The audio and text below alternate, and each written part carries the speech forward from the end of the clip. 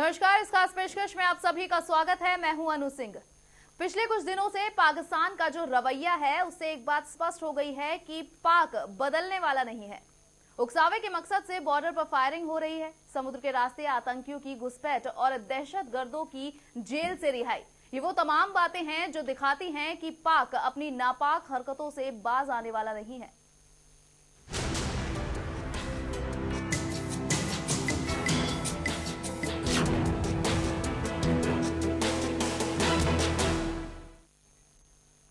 पाकिस्तान की तरफ से बॉर्डर पर लगातार फायरिंग हो रही है। जवाब यहां भी मारे जा रहे हैं और जवान वहां भी मारे जा रहे हैं, लेकिन पाक को इससे कुछ लेना देना नहीं। उसका मकसद सिर्फ और सिर्फ भारत में अशांति पैदा करना है। इसी मुद्दे पर चर्चा के लिए हमारे साथ स्टूडियो में पूरा पैनल मौजूद होगा, लेकिन उससे पहले देखिए हमारी खास रिपोर्ट। पाकिस्तान अब न सिर्फ भारत के साथ परोक्ष युद्ध के रास्ते पर है, बल्कि खुलेआम जंग की जुबान भी बोल रहा है।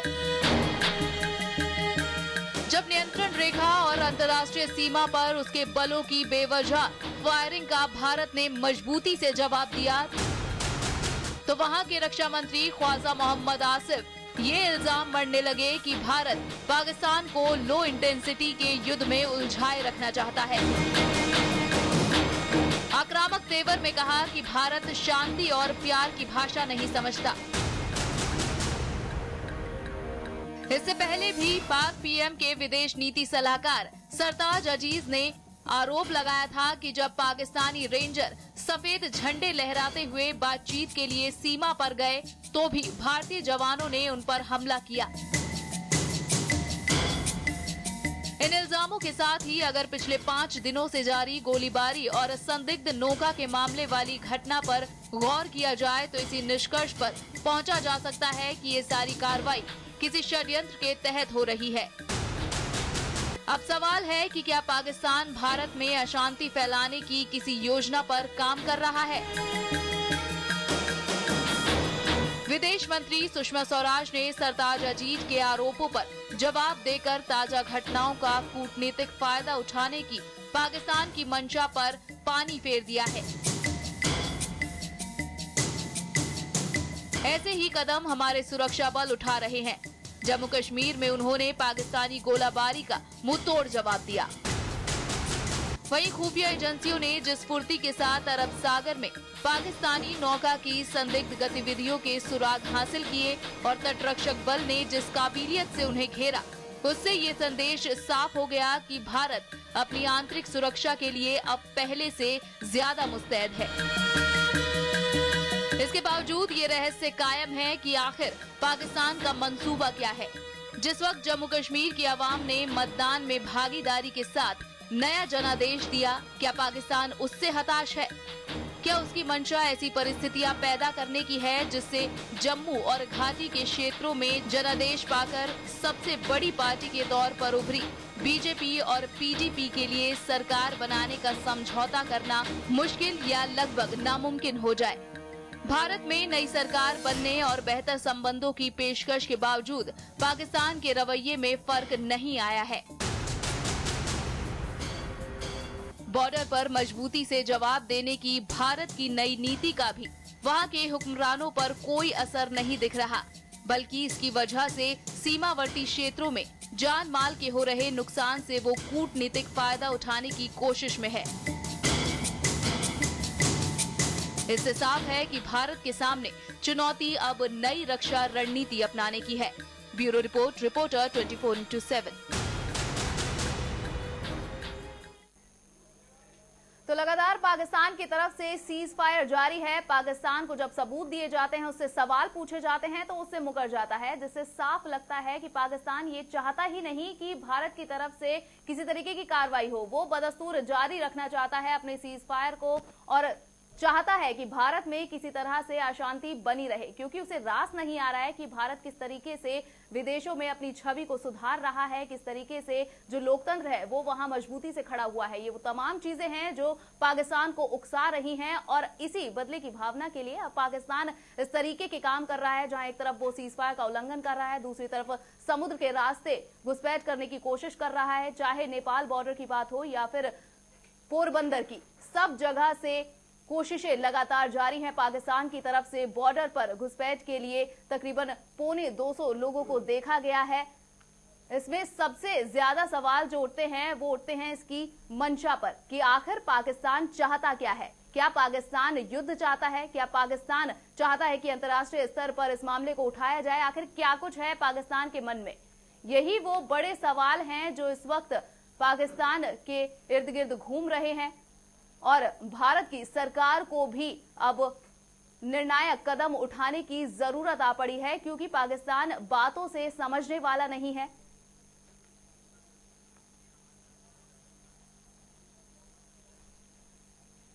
वही हमारे साथ इस वक्त श्रीनगर से संवाददाता तजम्मुल हमारे साथ जुड़ चुके हैं। तो तजम्मुल, लगातार सीज फायर का उल्लंघन हो रहा है, क्या कुछ चाहता है पाकिस्तान? अनु जी, देखिए बिल्कुल सही बात है कि जहां तक जम्मू कश्मीर में जो मौसमी हालात हैं, बर्फ पड़ने का बिल्कुल नजदीक वक्त आ चुका है और इस बीच सरकार भी जी, लगता है तजम्मुल से हमारा संपर्क टूट गया है, लेकिन यही वो विषय है जिसका वो जिक्र कर रहे थे कि लगातार सीज फायर का उल्लंघन है। कई बार उन्हें इससे वाकिफ कराया जाता है, लेकिन सिर्फ और सिर्फ भारत पर ही सवाल उठा दिए जाते हैं पाकिस्तान की तरफ से। तो यही वो सवाल है कि क्या पाकिस्तान को उकसाने वाली हरकतों के बाद अब भारत को निर्णायक कदम उठाने चाहिए? इस पर चर्चा के लिए हमारे साथ स्टूडियो में मौजूद हैं वरिष्ठ पत्रकार पीयूष पंत जी और साथ ही पाकिस्तान मामलों के जानकार और शरद त्रिवेदी जी जो वरिष्ठ अधिवक्ता भी हैं। आप सभी का स्वागत है। सबसे पहला सवाल त्रिवेदी जी आप ही से है कि जो रक्षा मंत्री हैं ख्वाजा मोहम्मद, उनका कहना है कि पाकिस्तान की तरफ से किसी भी तरीके की कोई उकसावे की कोई घटना नहीं घटी गई है, लेकिन जो अब भारत है वो प्रॉक्सी वॉर चाहता है। भारत कहीं चाहता है कि अब पाकिस्तान को उकसाया जाए। क्या ये सही है भारत के लिए अगर पाकिस्तान ये चीजें कहता है? तो देखिए, पाकिस्तान की झूठ बोलने में जो महारत है वो हमारी समझ से शायद ही कोई देश उसका मुकाबला कर सकता है जी। और जो भारत में घटनाएं घटती हैं तभी पाकिस्तान से कोई न कोई इस तरह की कार्रवाई की जाती है। भारत में कोई विदेश मंत्री आता है या कोई विदेशी नेता आता है तो इस तरह की घटनाएं बढ़ जाती हैं। भारत में चुनाव होता है तो घटनाएं बढ़ जाती हैं। कश्मीर में अगर शांति स्थापित होने की नौबत आती है या कोई बातचीत से मसला हल करने की कोशिश की जाती तब ऐसे झगड़े शुरू हो जाते हैं। जब पाकिस्तान में कोई घटना घटती तब इस तरह की कार्रवाई बॉर्डर पे क्यों नहीं होती है? पाकिस्तान में चुनाव होते तब कोई कार्रवाई नहीं होती। पाकिस्तान में जब सेना जो है वो काबिज हो जाती है सत्ता पे तब कोई ऐसी कार्रवाई नहीं होती है। तो इसका मतलब यह है कि जब हिंदुस्तान में ही कोई ना कोई अच्छी बात हो रही है या हमारी अर्थव्यवस्था उनसे कम से कम 10 गुना बेहतर है तो भी इसी तरह की कार्रवाई पाकिस्तान की तरफ से होती है। और ये बॉर्डर पे भी इसी के साथ हमारे साथ तजम्मुल एक बार फिर से जुड़ चुके हैं। तो तजम्मुल, क्या कुछ हालात हैं अभी वहां पर? क्या सीज फायर की क्या कुछ स्थिति है? देखिए अनु, जैसे कि हम बात कर रहे थे कि इसके कई एस्पेक्ट्स हो सकते हैं, जैसे कि हमारे एक्सपर्ट ही भी बता रहे हैं कि बराक हुसैन ओबामा ने 26 जनवरी को हिंदुस्तान की यात्रा पे आना है। इसके अलावा एक अहम बात है, हमने बार बार कहा कि जम्मू कश्मीर में आज सरकार बनने जा रही है और उस वक्त बॉर्डर पर सब कुछ ठीक ठाक नहीं है, क्योंकि मोदी मुफ्ती अलायंस को लेकर दोनों पार्टियों में आसमान जमीन का जो इलेक्शन मैनिफेस्टो है दिख रहा है। लेकिन पाकिस्तान की तरफ से लगातार गोलाबारी जो है वो इस बात का जरूर इशारा मिल रहा है कि बर्फ पड़ने से पहले ज्यादा से ज्यादा एक तो इन्फिल्ट्रेशन के लिए ज्यादा से ज्यादा मौका फराहम करना होगा। दूसरा, इंटरनेशनल लेवल पर एक मैसेज आएगा कि एलओसी पर सब कुछ ठीक ठाक नहीं है।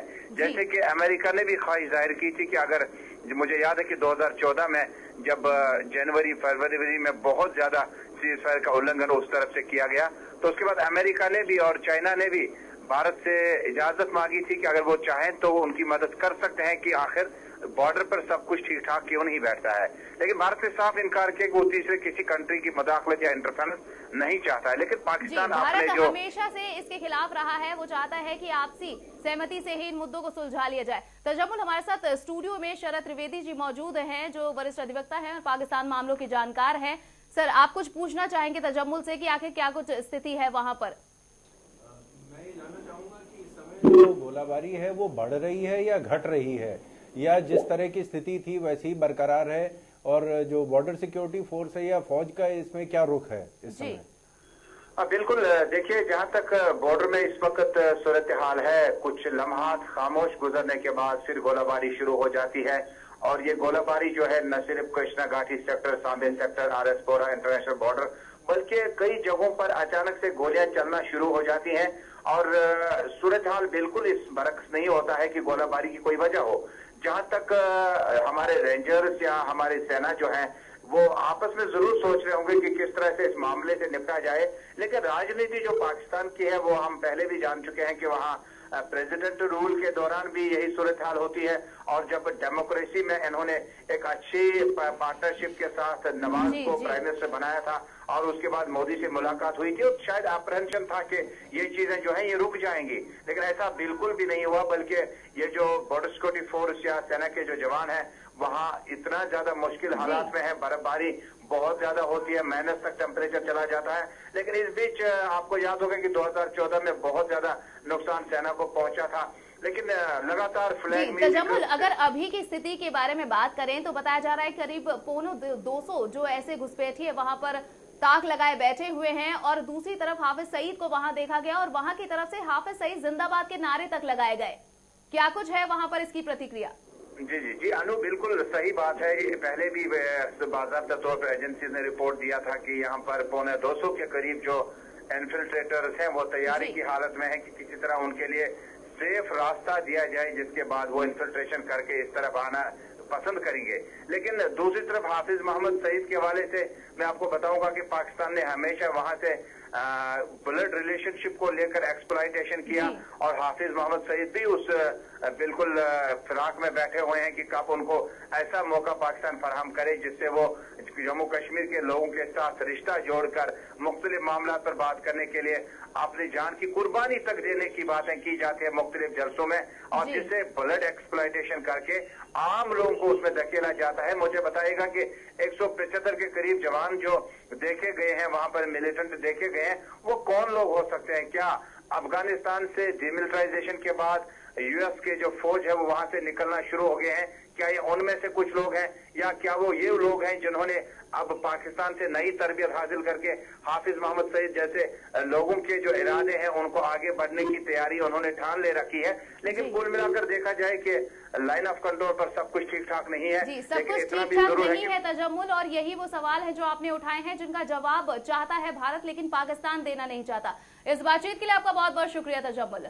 तो पीयूष पंजी, इस वक्त जो हालात हैं बॉर्डर पर, क्या पाकिस्तान क्या कुछ चाहता है? पाकिस्तान, क्या भारत सरकार इसे इसी तरीके से देखती रहेगी? नहीं, देखिए, ये लगातार हम देख रहे हैं कि लगातार इस पे बढ़त होती जा रही है जी।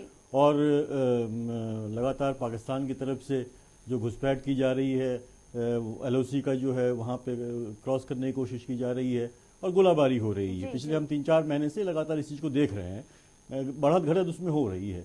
और इसके पहले भी पिछले साल भी ऐसा होता था लगातार, लेकिन जब से मोदी सरकार आई है तो निश्चित रूप से इसमें ज़्यादा बढ़त हुई है। अभी जो लोकसभा में भी जो सरकार ने जो आंकड़े दिए हैं उसमें ये साफ है कि 2014 में 2013 के कंपैरिजन में ज़्यादा जो है इस तरह की घटनाएं हुई हैं, ज़्यादा लोग हताहत हुए हैं उसमें। तो निश्चित रूप से देखिए, एक तो कारण ये है कि चूंकि पाकिस्तान का अंदरूनी मामला है, दूसरा जो है कि भारत में जो भाजपा की सरकार बनी है जिस तरह से, वो भी एक कारण इसमें मुझे लगता है कि कहीं ना कहीं जो है, क्योंकि ये पाकिस्तान मानता है और वहाँ के जो भी आतंकवादी समूह है वो ये मानते हैं कि भाजपा का जो एक रवैया है, उसका जो एटीट्यूड है वो एंटी पाकिस्तान एटीट्यूड है, तो वो भी एक कारण मुझे दिखता है।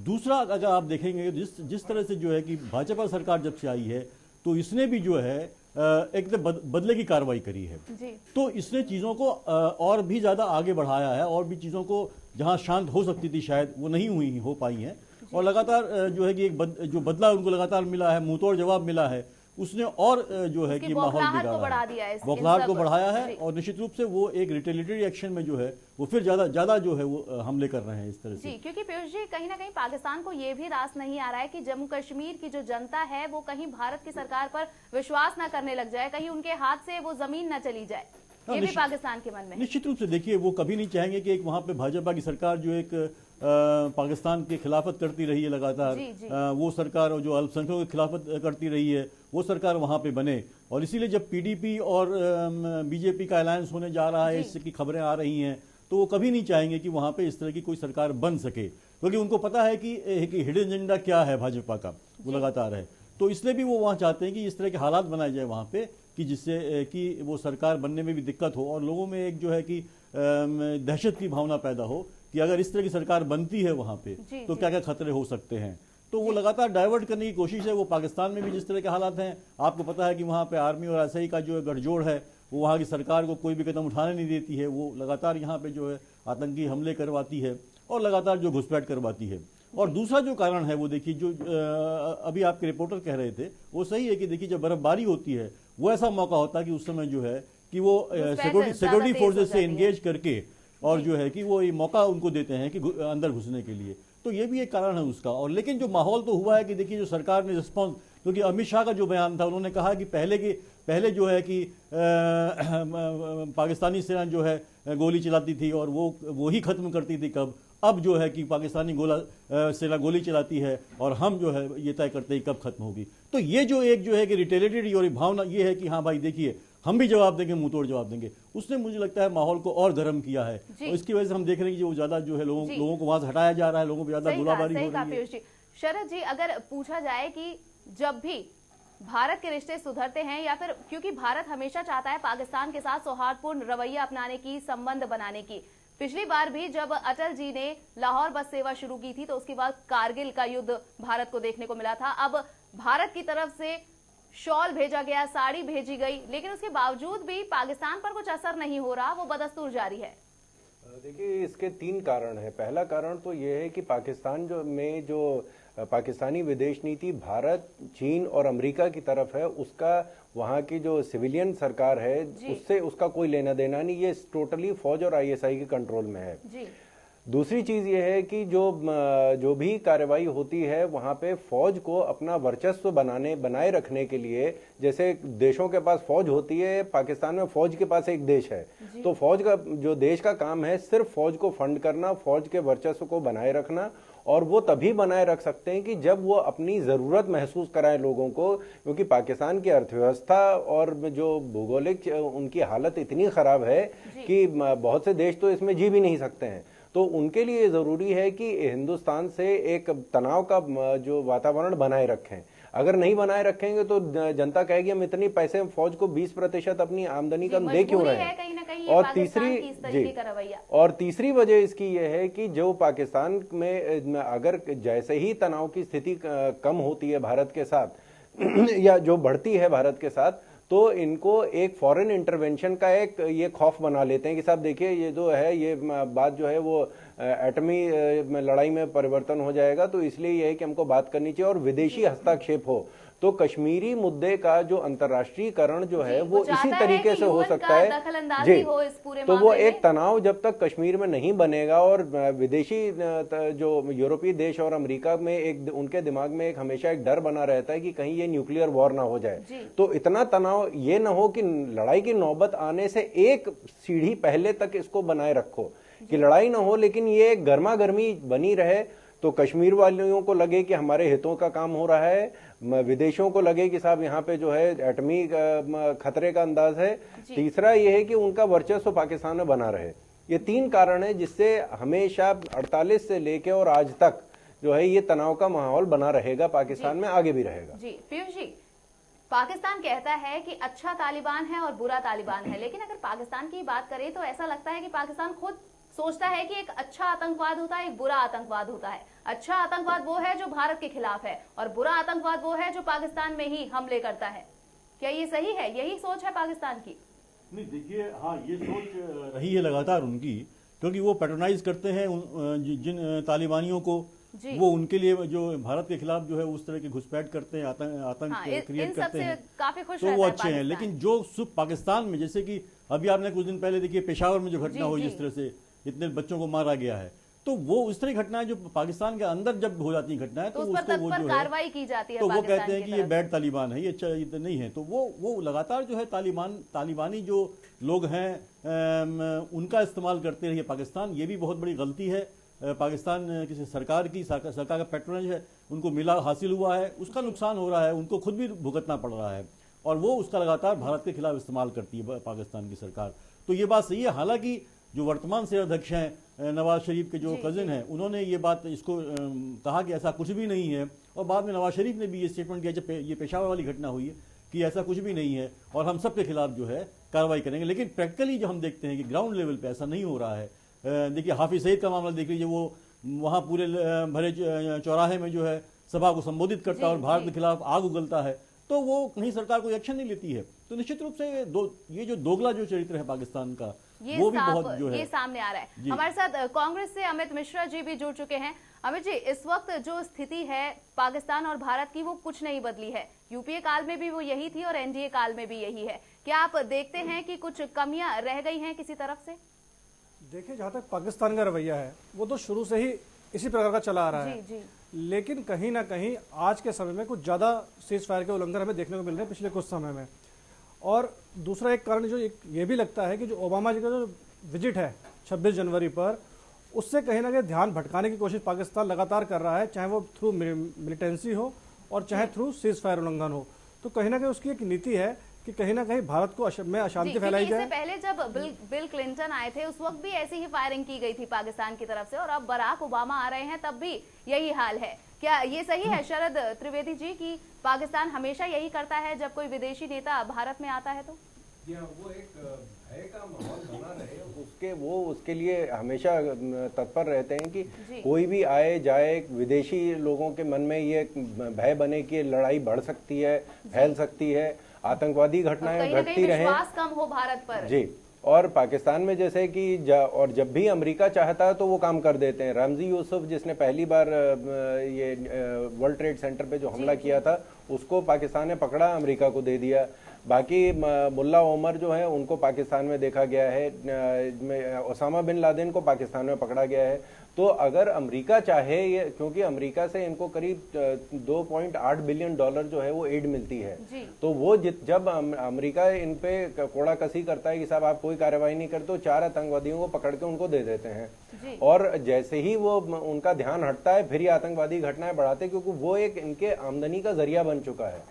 तो नहीं तो ये 2.8 बिलियन डॉलर जो पाकिस्तान को जो पैसा मिल रहा है वो मिलना बंद हो जाएगा। और एक जो इनका जिस ये जो भौगोलिक क्षेत्र में सीमित हैं, उसमें इनका कोई भी अंतर्राष्ट्रीय स्तर पे इनका कोई प्रभुत्व नहीं है, कोई इनको जानता नहीं है। ये एक आतंकवाद और ये जो एटमी ताकत बन गए हैं, वो ये इसका ढिंढोरा पीटते रहते हैं, जिससे इनको देश विदेश में लोग जानते रहते हैं, इनको थोड़ा बहुत सम्मान मिलता है। अर्थव्यवस्था, इनकी जो सैन्य शक्ति है वो हमारी कम से कम 1/4 1/3 है। तो किसी भी तरीके से ये अंतर्राष्ट्रीय स्तर पे अपना कोई भी प्रभाव नहीं दिखा सकते हैं आतंकवाद और एटमी ताकत को छोड़ के। जी, सही कहा। लेकिन अगर पीयूष जी बात करें कि जब पाकिस्तान के अंदर जो भी गतिविधियां होती हैं तो वो इस पर कार्रवाई करता है। अभी हाल ही में 6 आतंकियों को फांसी दी गई है, लेकिन जब भारत कहता है कि हाफिज सईद वहां पर है, लखवी की जब बात आती है या फिर दाऊद की बात आती है, तब कोई कार्रवाई नहीं की जाती पाकिस्तान की तरफ से। देखिए वही है ना कि इसका दोगला चरित्र है जिसकी बात अभी हम कर रहे थे, वही वाली बात है। क्योंकि देखिए पाकिस्तान भी चाहता है, क्योंकि पाकिस्तान क्या है, पाकिस्तान की सरकार नहीं, पाकिस्तान में जो सेना और ISI है वो सरकार चलाते हैं। वहां पे सरकार को वो फॉलो करना पड़ता है। खासकर जो है कि यहाँ हमारे यहाँ जो है कि कोई भी सैनिक कार्रवाई होगी तो सरकार से पूछ के ही होगी। वहां पे सेना अपने इनिशिएटिव पे कार्रवाई कर लेती है, सरकार को समर्थन करना होता है, ये फर्क है वहां पे। तो वो वहां पे वो चाहते हैं कि वो बना रहे, इसीलिए कभी वो कोई बात भारत के से कोई चीज कभी कोई कंसीड नहीं करना चाहेंगे कि हाँ भाई आप जो कह रहे हो सही बात कह रहे हो। तो वो और आतंकवाद को बनाए रखना चाहते हैं, उसमें उनका एक वेस्टेड इंटरेस्ट है, वहां की आर्मी का वेस्टेड इंटरेस्ट, ISI का वेस्टेड इंटरेस्ट है, पूरी सरकार को जो पैसा मिलता है वो उसके पीछे है। अभी देखिए तमाम बातें होते हुए भी और तब अमेरिका जो है लगातार उनको मदद कर रहा है। अभी फिर कल की खबर है कि अमेरिका ने फिर से उनको मदद दिया। तो अब अमेरिका को भी सोचना चाहिए, अगर इस तरह की गतिविधि पाकिस्तान कर रहा है। और ओबामा साहब आने वाले हैं, हमारे प्रधानमंत्री ने ओबामा को बुलाया है, पहली बार हुआ है। और वही आप देखिए ये तो थप्पड़ मारने वाली बात है भारत सरकार के ऊपर। लखवी साहब जो है वो जेल में रहते हुए बाप बन जाते हैं। हाफिज सईद की मीटिंग के लिए पाकिस्तानी रेलवे 10 स्पेशल ट्रेन बनाती जिसमें आतंकवादी जो है लाए जाते हैं उनकी मीटिंग के लिए। तो उनकी जैसे हम लोग कहते हैं कि शायद उनकी नीति क्या, उनकी नीति बड़ी साफ है कि हमको सिर्फ इसी से पैसा कमाना है, इसी से अपना वर्चस्व दिखाना है और इसी से हमें अंतर्राष्ट्रीय फोरम पे जो है हमारी एक प्रभुत्व बनता, हमको लोग पूछते हैं क्योंकि यही ऑक्सीजन का काम करता है पाकिस्तान के लिए। दरअसल असल में पाकिस्तान का अस्तित्व मुझे लगता है कि वो आतंकवाद के नाम पे ही बचा है। पाकिस्तान को आतंकवाद से जोड़ा जा रहा है, चाहे आतंकवाद से लड़ने के लिए उसका इस्तेमाल हुआ है, अमेरिका ने किया है, और चाहे आतंकवाद को प्रेशर देके वो भारत के खिलाफ लड़ता है। तो और पाकिस्तान की कोई चीज इस समय जो है कहीं भी मतलब इतनी महत्वपूर्ण नहीं है, उसकी अर्थव्यवस्था चरमरा चुकी है, कोई भी जैसे नहीं उसका जो कंट्रीब्यूशन है उसका सिर्फ मुझे लगता है वो आतंकवाद के पैसे पे पल रहा है, आतंकवाद के लिए ही वो अपना अस्तित्व बनाए हुए है। जिस दिन मुझे लगता है कि अमेरिका अपना हाथ खींच लेगा और पैसा देना सऊदी अरेबिया को भी अपना पैसा बंद कर देगा, तो उस देखिएगा उस दिन जो है पाकिस्तान एकदम खत्म हो जाएगा। जी पीयूष जी, इसी मुद्दे पर अपनी चर्चा को जारी रखेंगे, लेकिन वक्त हो चला है एक छोटे से ब्रेक का।